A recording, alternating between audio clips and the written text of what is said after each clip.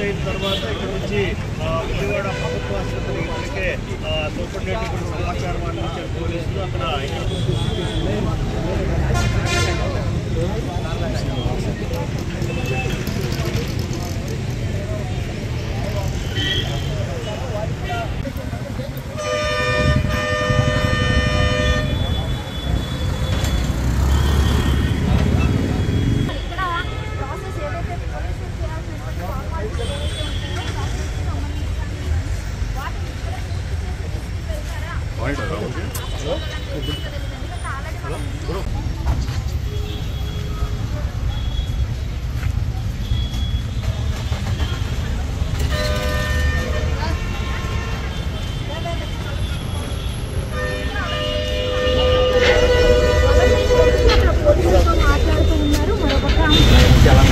మనం ఇప్పటికే దారిలో 2 సార్లు కాస్త వాగ్వాదాన్ని దిగినటువంటి పరిస్థితి. వల్లభనేని వంశీ కూడా మనం విజువల్స్లో చూస్తే కనుక పోలీసుని అడుగుతున్నారు. అక్కడ ఇన్వెస్టిగేటివ్ ఆఫీసర్స్ ఎవరైతే ఉన్నారో వాళ్ళతో మాట్లాడుతూ ఉన్నారు.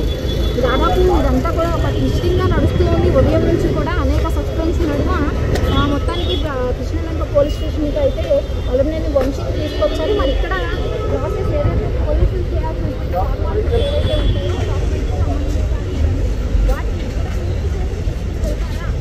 ఉంటాయో జైల్లో పెట్టి కటకటాలు వెనక పెట్టాలన్న ఒక ఉద్దేశంతో ఒక తప్పుడు కొత్త కేసు పెట్టారు. ఇది కొత్తగా నిన్న మాత్రమే రిజిస్టర్ అయిన కేసు. ఈ కేసుకి వంశీకి ఏం సంబంధం లేదు. ఈ కేసులో వంశీ కడిగిన ముచ్చేలా బయటకు వస్తాడు. చాలా దారుణమైన సెక్షన్స్ కావాలని ఇంపోజ్ చేశారు. 104 Clause 1 అనే బిఎన్ఎస్ సెక్షన్ అనేది it is a life conviction section. కావాలని ఈ కేసు పెట్టారు తప్ప ఈ కేసుకి వల్లభనేని వంశీకి ఎటువంటి సంబంధం లేదు. కేవలం డబ్బుల కోసం పనిచేసే గ్యాంగ్స్టర్స్, రౌడీలు, డకాయిటీల మీద పెడతారు తప్ప ఒక పాలిటీషియన్ మీద ఈ కేసు పెట్టడం చాలా దుర్మార్గం అని నేను ఖచ్చితంగా. సత్యవర్ధన్ పరిస్థితి ఏంటంటే సత్యవర్ధన్ కిడ్నాప్ చేశారన్న ఆరోపణలు కూడా వినిపిస్తూ ఉన్నాయి. అవన్నీ అబద్ధమే అంటారు. అవన్నీ 100% అబద్ధం. సత్యవర్ధన్ కి వల్లభనేని వంశీకి ఎటువంటి సంబంధం లేదు.